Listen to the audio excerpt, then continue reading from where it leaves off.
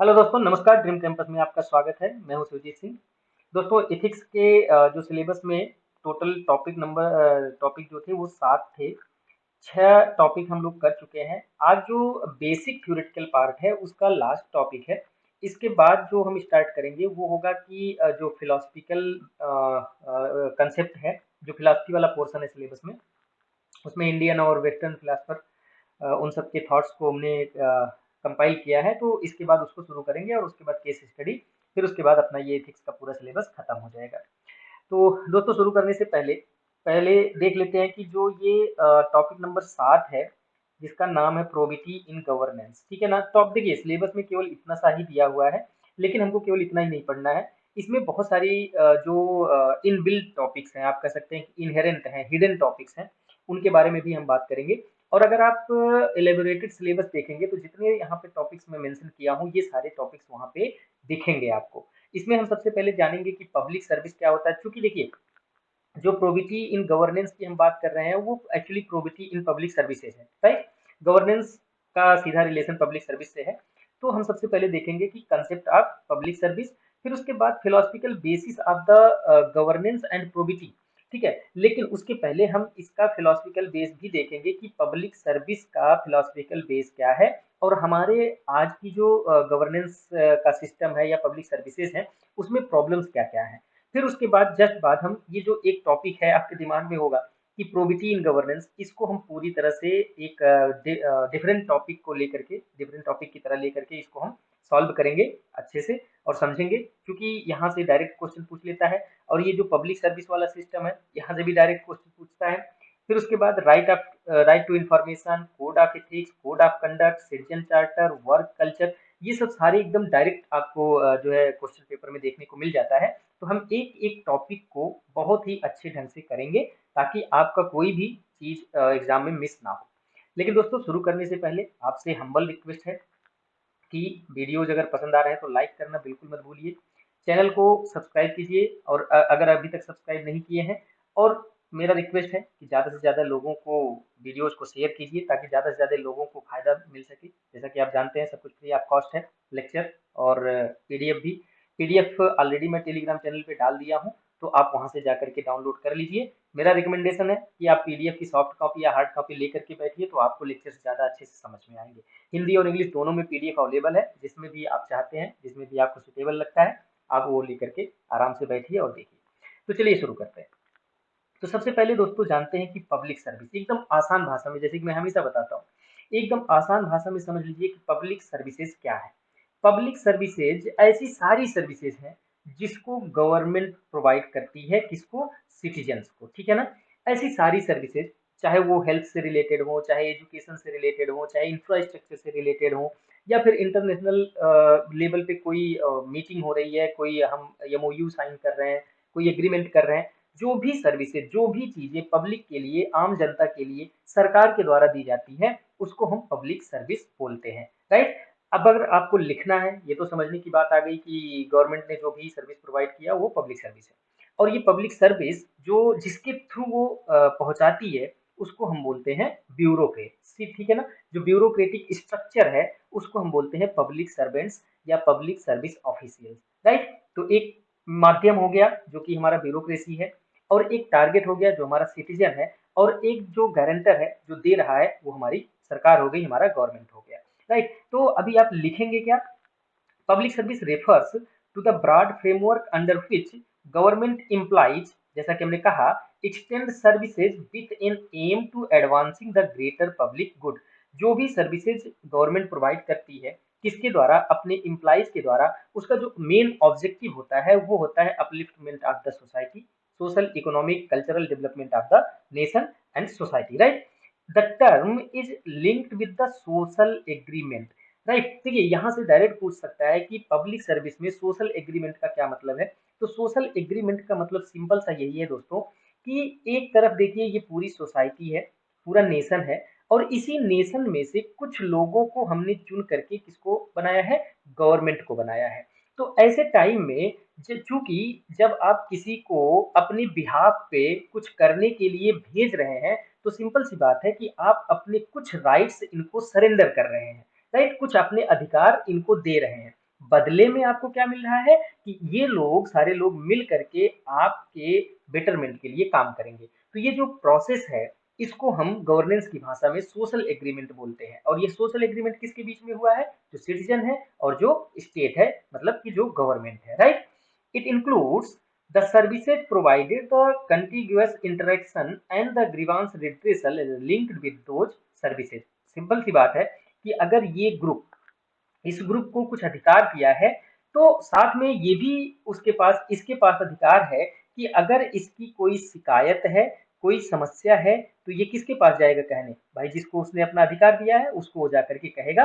तो एक जो उसमें कंपोनेंट है ग्रीवांस रिट्रेसल का, वो होना चाहिए कहाँ पे? सोशल एग्रीमेंट में एक ग्रीवांस रिट्रेसल वाला कंपोनेंट होता है। Okay, all the aspect of day to day life ranging from the health, education, infrastructure, law and order, among other that government provides are under the purview of public service, जैसा कि हमने पहले discuss किया। उसके बाद public service offer the most common interface between the people and the state. Simple सी बात है कि जो स्टेट है, एक तरफ स्टेट है और एक तरफ पब्लिक है, तो इनके बीच में कोई एक ऐसा प्लेटफॉर्म होना चाहिए, कोई ऐसा प्लेटफॉर्म है जिसके माध्यम से ये दोनों लोग अपनी बातें एक दूसरे से शेयर कर सकते हैं। और यह क्या है? जो इनके द्वारा पब्लिक सर्विस ऑफर किया जा रहा है और इनके द्वारा रिसीव किया जा रहा है, ये वो प्लेटफॉर्म है। और ये प्लेटफॉर्म किसके द्वारा गवर्न हो रहा है? जो कि पब्लिक सर्वेंट्स है, जो कि आप बनेंगे आगे चल करके, या फिर जो अभी हम हैं, राइट। उसके बाद they may be related with the fundamental human rights. Obviously देखिए, जो पब्लिक सर्विस होती है ना, जो गवर्नमेंट प्रोवाइड करती है, उसमें ज्यादातर सर्विसेज ऐसी होती हैं जो एक ह्यूमन को जिंदा रहने के लिए, सरवाइव करने के लिए जरूरी होती हैं। गवर्नमेंट का सबसे ज्यादा फोकस उसी पे होता है। बाकी और सब सारी चीजें उनको और एडवांस बनाने के लिए गवर्नमेंट एफर्ट करती है, स्टेट एफर्ट करती है, वो अलग बात है। लेकिन जो उसका बेसिक फंडा है वो यही है कि जो एक इंसान को, एक आदमी को सरवाइव करने के लिए, एक बेटर लाइफ के लिए कौन कौन सी सर्विसेज सबसे ज्यादा जरूरी हैं, उन सब सर्विसेज पे गवर्नमेंट ज्यादा फोकस करती है। ठीक है ना। Public services needs to be delivered with the honesty, citizen centricity, responsiveness, particularly to needs of the most vulnerable। Obviously जो भी पब्लिक सर्वेंट्स हैं वो अपनी ड्यूटी ऑनेस्टी के साथ करें, मतलब कि जो भी स्टेट उनको कहा कि ये सर्विस लोगों तक पहुंचाओ तो वो ऑनेस्टी के साथ पहुंचाएं। और जो भी गवर्नमेंट पॉलिसीज बनाए या गवर्नमेंट जो भी सर्विसेज प्रोवाइड कराए, उसका जो नाता है, उसका जो रिश्ता है, वो सिटीजन से रिलेटेड होना चाहिए, सिटीजन के बेटरमेंट के लिए होना चाहिए, मतलब सिटीजन सेंट्रिसिटी होना चाहिए। जो भी पॉलिसी हो उसमें सेंटर में कौन होना चाहिए? जो आम पब्लिक है। और मोस्ट इंपॉर्टेंटली ऐसे लोग जो सबसे ज्यादा वल्नरेबल हैं, इट मीन्स जिसके पास कुछ भी नहीं है, जो हर तरह से, अगर उनको छोटा सा भी बीमारी हो रहा है तो वो मर जा रहे हैं, उनको एजुकेशन नहीं मिल पा रहा है, उनको एक्सेस नहीं मिल पा रहा है प्लेसेस का, तो इंफ्रास्ट्रक्चर चाहिए, राइट। तो जो सबसे ज्यादा वल्नरेबल है उनको ध्यान में रख करके गवर्नमेंट को सर्विसेज प्रोवाइड करना चाहिए। Obviously promoting greater transparency and allowing ordinary citizen to assess the quality, adequacy, effectiveness of the elementary services, to voice their needs and preferences and to become involved in innovation offers। Simple सी बात यह है कि जो एक group है जिसने अपने कुछ अधिकार कुछ लोगों को दिया कि आप उस अधिकार का प्रयोग करके हमारे लिए काम करिए, और जो ये काम, ये गवर्नमेंट जो काम लोगों के लिए कर रही है, इन्हीं के लिए कर रही है और इन्हीं के द्वारा अधिकार दिया गया है, तो इनके पास ये अधिकार होना चाहिए कि ये जो काम कर रही है सरकार, वो कितना अच्छा है, कितना बुरा है, क्या कमियां हैं, क्या और चाहिए, ये सब असेस करने का अधिकार किसके पास होना चाहिए? जो पब्लिक है, जो सिटीजन है, उनके पास होना चाहिए। तभी जो है जो सोशल कॉन्ट्रैक्ट का ओरिजिनल मीनिंग है वो फुलफिल हो पाएगी। Okay, in broader perspective public service is to be seen as an amalgam of the legal and moral obligations that must be provided in a transparent, efficient and time bound manner। most importantly कि जो, देखिए, हर किसी की एक जो जरूरत है वो एक पर्टिकुलर टाइम के लिए होती है, ठीक है ना। एक पर्टिकुलर टाइम में उसकी एक पर्टिकुलर नीड होती है। तो गवर्नमेंट को इस बात का ध्यान रखना चाहिए कि वो जिस टाइम में जिस चीज की जरूरत है, जहाँ पे जरूरत है, जितनी मात्रा में जरूरत है, उस टाइम में उस जगह पे उतनी मात्रा में वो सर्विस वहाँ पे पहुंचनी चाहिए, right. Delivering effective public service needs multi-level transformation such as changing the way of public sector organizations think and act and how they view their roles. Simple सी बात है कि समय के साथ लोगों की आवश्यकताएं चेंज होती हैं और लोगों का जो है डिमांड चेंज होता है। उसी तरह से गवर्नमेंट को हमेशा ये ध्यान में रखना चाहिए कि जो उसका वे ऑफ वर्किंग है, जो उसका काम करने का तरीका है, वह भी लोगों की आवश्यकताओं के साथ और समय के साथ जो ज़्यादा यूजफुल हो, जो ज़्यादा सुटेबल हो, उस तरह से उनको जो है वो सर्विस प्रोवाइड करना चाहिए। अगर हम बात करें philosophical base of the public service, मतलब कि जो फिलोसफर्स हैं वो पब्लिक सर्विस के बारे में क्या कहते हैं, तो सबसे पहले अगर हम थॉमस हॉब्स और जॉन लॉकी की बात करें तो ये कहते हैं कि पब्लिक सर्विस क्या है, nothing, it is only the social contract. Social contract between हुम, एक तरफ सिटीजन, एक तरफ गवर्नमेंट, और गवर्नमेंट में कौन लोग हैं, ऑब्वियसली इसी सिटीजन में से सेलेक्ट होके इलेक्ट होकर के गए हैं। तो जब इन्होंने यहाँ पे भेजा है तो उन्होंने कुछ अपने अधिकारों को उनके प्रति सरेंडर किया है, तो इनकी ये जिम्मेवारी बनती है कि उन अधिकारों का प्रयोग करके इनके बेटरमेंट के लिए वो काम करें। Okay, Locke propounded that the public service is contractual obligation of the government as the people have surrendered some their rights and resources। Obviously right के साथ resources भी दिया है, अधिकार के साथ उन्होंने resources को भी दिया है उन कुछ चंद लोगों को कि आप इन resources का प्रयोग करके हमारे betterment के लिए काम करिए। Okay, in return to certain basic services। Hence, public servants are bound to serve the people। Public servant जो हैं, IAS बन गए आप सिविल सर्विसेज में चले गए तो ऐसा लगता है कि हम किंग हो गए। मतलब ये एक धारणा जो ब्रिटिश कॉलोनियल पीरियड से बन गई है वो हैंगओवर अभी उतर नहीं रहा है, जिसकी वजह से जो पब्लिक सर्वेंट है वो अपने आप को सर्वेंट नहीं राजा समझ लेता है। सारी, क्योंकि उसके पास रिसोर्सेज है, सारे रिसोर्सेज तो सिटीजन ने उनको सरेंडर कर दिया, तो वो उन रिसोर्सेज को अपने हिसाब से यूज करते हैं, अपने हिसाब से उसको यूटिलाइज करते हैं, और उसमें ये हमेशा देखा जाता है कि वो अपने इंटरेस्ट के लिए उसको यूज करते हैं। तो ऐसा नहीं है। पब्लिक सर्वेंट क्या है, पब्लिक सर्वेंट पीपल को सर्विस देने के लिए बाउंड है, ऑब्लिगेटेड है।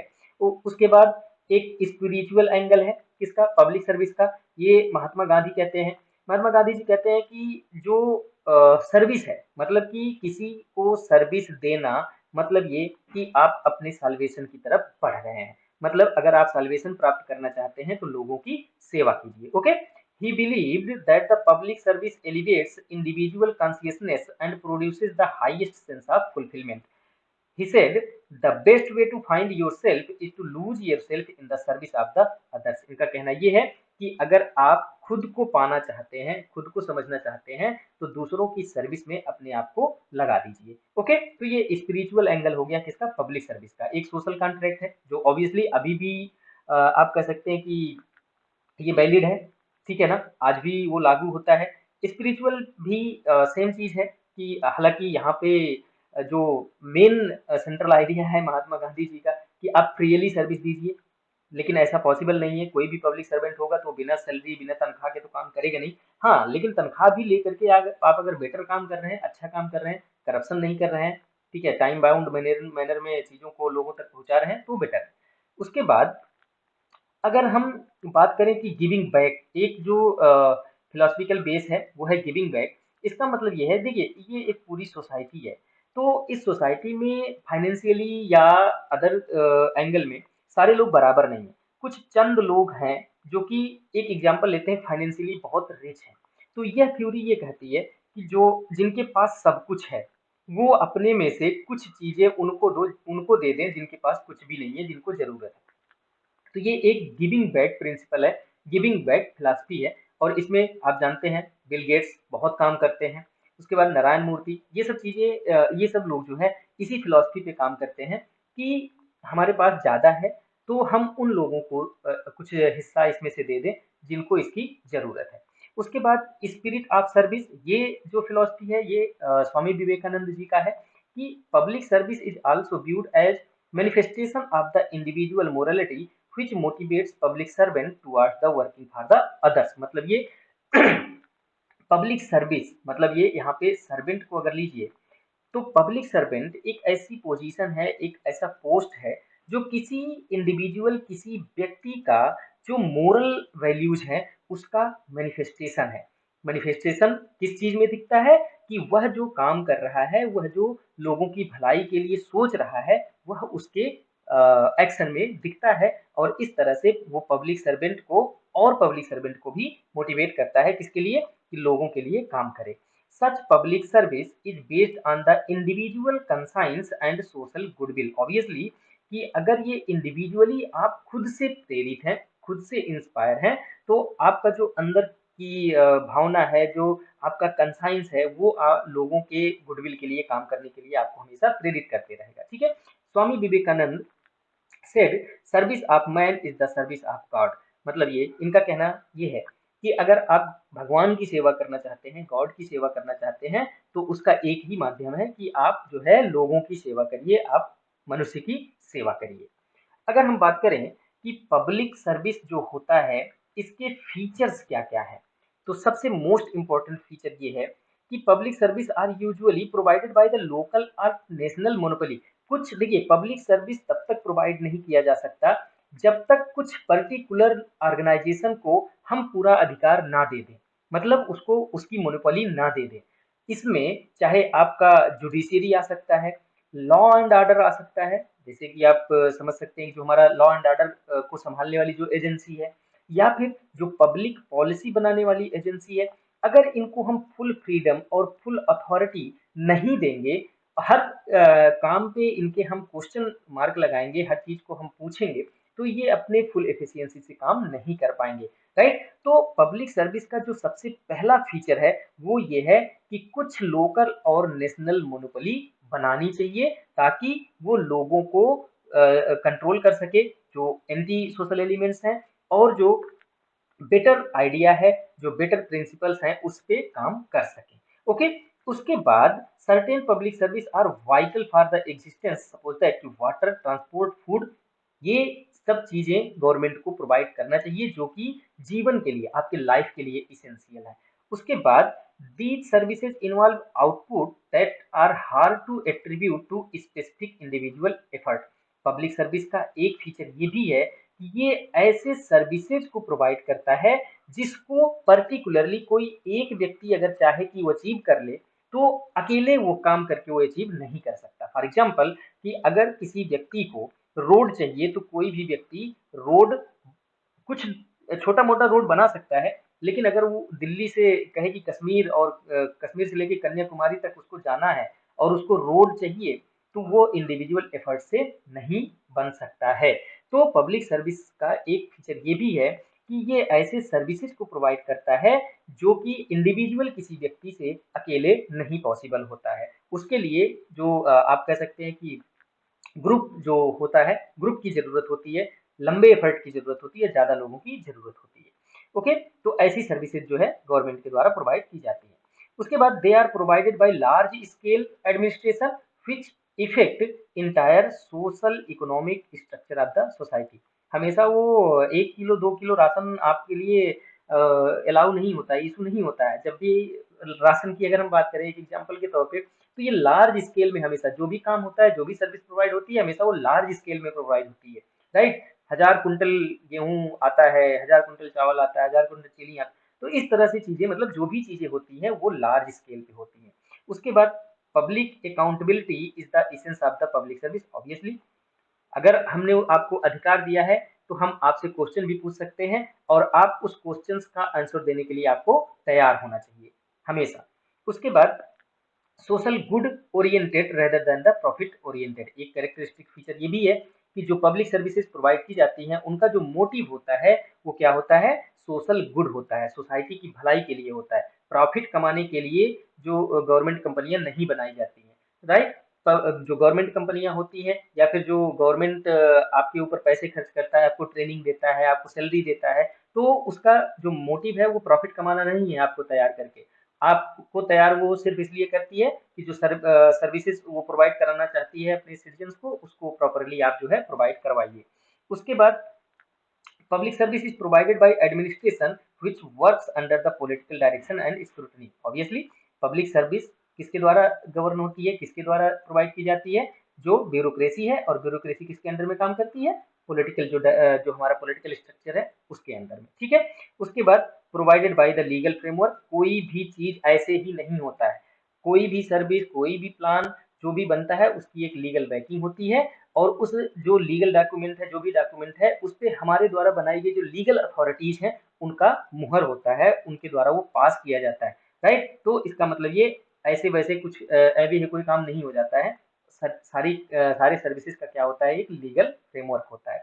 उसके बाद needs to maintain fairness of treatment and the equality, हमेशा पब्लिक सर्विस जब भी प्रोवाइड की जाएगी तो वो सबको एक समान ट्रीट करेगा, किसी के साथ भेदभाव नहीं करेगा, ठीक है, और सबको इक्वली वो ट्रीट करेगा, कि मतलब कि जो जिस चीज के लिए एलिजिबल है, जिसकी जितनी जरूरत है उसको उतनी चीजें मिलनी चाहिए। ओके, तो ये पब्लिक सर्विस के फीचर्स हैं दोस्तों। डायरेक्ट पूछता है ये question, state public service commission में अगर हम एग्जाम्पल ले तो यूपीपीएससी सीधा सीधा क्वेश्चन यहाँ से उठा करके पूछता है, तो आप ये सब पॉइंट्स अपने दिमाग में रखिए, आपको आंसर लिखने में आसानी होगी। मतलब ये सबसे पहला तो यही है कि कुछ ऐसी अथॉरिटीज होती हैं जिनके पास मोनोपोली होती है।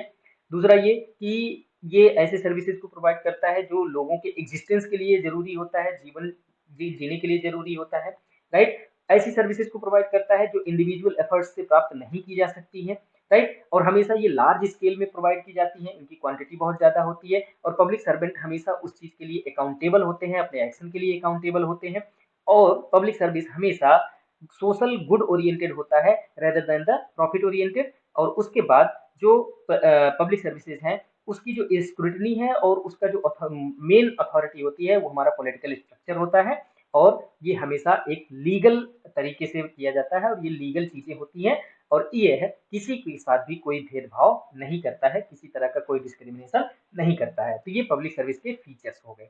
उसके बाद अगर हम वैल्यूज की बात करें, पब्लिक सर्विस के वैल्यूज की बात करें, तो ऑब्वियसली नेशनल प्राइड हो गया, पेट्रियाटिज्म हो गया, देशभक्ति।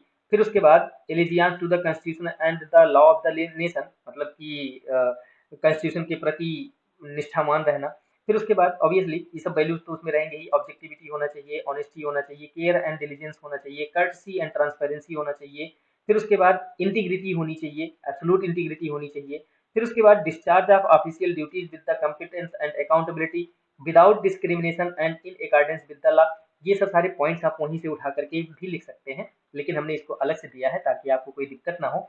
उसके बाद ensure effective management, professional growth and leadership development, avoid miss use of the official position. मतलब आप अगर डीएम बन गए तो आप कुछ भी करें, ऐसा नहीं है। आप जो है अपने पोजीशन का इस्तेमाल अपनी पर्सनल प्रॉफिट के लिए करें, पर्सनल इंटरेस्ट के लिए करें, ऐसा नहीं होना चाहिए।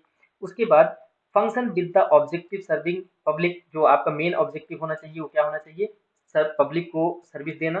फिर उसके बाद foster socio economic development with due regard to the diversity of the nation, but no discrimination on ground of caste, community, religion, gender or the class. देखिए यहाँ पे इसने ये कहा कि जो पब्लिक सर्विस की वैल्यू होनी चाहिए वो होना चाहिए सोशियो इकोनॉमिक डेवलपमेंट, लेकिन यह ऐसा नहीं होना चाहिए कि आप कास्ट, कम्युनिटी और रिलीजन के बेस पे कर रहे हैं। क्योंकि देखिए यहाँ पे इसको इसलिए ऐसा बोला जा रहा है क्योंकि जो ये पूरा मान लीजिए ये रीजन है और इसका पूरा डेवलपमेंट करना है, तो सिंपल सी बात है, इतनी डाइवर्सिटी है कि कोई जरूरी नहीं जो जरूरत यहाँ की है वही जरूरत यहाँ की भी है, राइट, या फिर जो जरूरत यहाँ की है वही जरूरत यहाँ की भी है।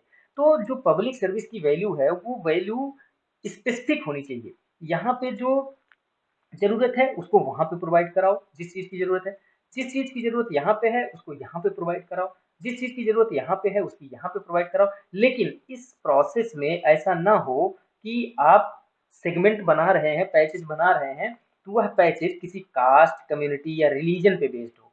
नहीं, वह जो पैचेज आप बना रहे हो वह पैचेज आपका किसके बेस्ड होना चाहिए, हमेशा जो सोशियो इकोनॉमिक वहाँ का डेवलपमेंट है, जो वहाँ का सोशियो इकोनॉमिक कंडीशन है उसके बेस पे होना चाहिए। उसके बाद अगर हम बात करें, क्योंकि अगर हम इथिकल कंसर्न की बात नहीं करेंगे, मतलब ये नहीं देखेंगे कि पब्लिक सर्विसेज में इथिकल कंसर्न्स क्या हैं, तब तक हम ये नहीं समझ पाएंगे कि प्रोबिटी का मतलब क्या होता है और हमको प्रोबिटी की जरूरत क्या है। तो पब्लिक सर्विसेज में प्रॉब्लम क्या है, इथिकल इश्यूज क्या क्या है। सबसे पहले एडमिनिस्ट्रेटिव डिस्क्रिशन, जैसा कि हमने कहा कि अगर आप आईएएस हैं, आप किसी डिस्ट्रिक्ट के डिस्ट्रिक्ट मजिस्ट्रेट हैं, तो आप अपने मन से कोई काम नहीं करेंगे। लेकिन यह देखा जाता है कि जो भी अथॉरिटी होती है, जो भी किसी पब्लिक पोस्ट पे होता है, वह डिस्क्रिमिनेटरी एक्शंस लेने लगता है, मतलब मनमानी काम करने लगता है। तो ये एक प्रॉब्लम है। करप्शन तो है ही है, भाई भतीजावाद, नेपोटिज्म है ही है, क्रोनी कैपिटलिज्म है ही है। मतलब ये कि जो गवर्नमेंट की पॉलिसीज बनती है वो कुछ पर्टिकुलर लोगों को देख करके, बिजनेस हाउसेस को देख करके बनाई जाती है, जिससे ज्यादातर फायदा इनको मिलता है। ऐसी व्यवस्था को हम क्रोनी कैपिटलिज्म कहते हैं। तो ये भी देखने को मिलता है। फिर उसके बाद administrative secrecy and opacity, secrecy के नाम पे आप इंफॉर्मेशन नहीं देते हैं लोगों को, ये एक प्रॉब्लम है। फिर उसके बाद इंफॉर्मेशन लीक, मतलब बहुत सारे कॉन्फिडेंशियल इंफॉर्मेशन हैं, उसको आप लीक कर देते हैं। क्यों? क्योंकि उसके बदले में आपको कुछ चंद रुपया मिल गया, पैसा मिल गया, तो उसकी वजह से आप लीक कर देते हैं, जो कि लॉन्ग टर्म में नेशन के लिए घातक सिद्ध होता है। फिर उसके बाद पॉलिसी डायलेमा, मतलब ये कि कौन सी पॉलिसी बनाए, कब बनाए, कितनी मात्रा में बनाए, क्या करें क्या ना करें, ये भी प्रॉब्लम है। फिर उसके बाद इनएफिशिएंसी एंड इनइफेक्टिवनेस, काम करने का मन नहीं करता, ऑफिस जाते नहीं है, बॉस का फोन आता है, बोलते हैं फील्ड में हूँ, घर पे सो रहे होते हैं, तो इनइफेक्टिवनेस इनएफिशिएंसी देखने को मिलती है। सेल्फ एग्रेंडाइजिंग का मतलब ये होता है कि अपने आप को सबसे पावरफुल बताना, हमेशा अपने आप को आगे रखना, और लोगों के सामने ये सिद्ध करना कि आप ही पावरफुल हो, आप ही माई बाप हो, इसलिए हमारी सुनो, नहीं तो हम तुम्हारा काम नहीं करेंगे। तो ये एक एटीट्यूड है, ये प्रॉब्लम है। फिर उसके बाद लैक ऑफ अकाउंटेबिलिटी, आप पूछते रहो वो बताएंगे नहीं, क्यों कोई एक्शन ले रहे हैं, क्यों कोई काम कर रहे हैं, तो अकाउंटेबिलिटी की कमी है। फिर उसके बाद अथॉरिटेरियनिज्म का मतलब यही से लगभग यही चीजें हैं कि किसी अथॉरिटी पे आप हैं, किसी पोस्ट पे हैं, तो आप मनमानी काम कर रहे हैं, जो आपका मन में आ रहा है वो काम कर रहे हैं, आप ये इस बात का ध्यान भी नहीं दे रहे हैं कि इसका असर पब्लिक पर क्या पड़ रहा है। तो ये सब इथिकल इश्यूज हैं दोस्तों, जो कि पब्लिक सर्विसेज में देखने को मिलता है। और इसी वजह से हमको गवर्नेंस में प्रोबिटी की जरूरत है, जो कि हमारा अगला टॉपिक है। हम अगले लेक्चर में प्रोबिटी वाला सेक्शन शुरू करेंगे। उम्मीद है दोस्तों कि आज का जो भी हमने डिस्कस किया वो आपको पूरी तरह से समझ में आ गया होगा। अगर कोई दिक्कत है, कोई क्वेश्चन है, कोई क्वेरी है, तो आप सिंपली हमको नीचे कमेंट कर दीजिए, या फिर डायरेक्ट आप हमको टेलीग्राम पे मैसेज कर दीजिए, हम वहाँ पे आपको जवाब दे देंगे। आज के लिए बस इतना ही। Thanks for watching. All the best.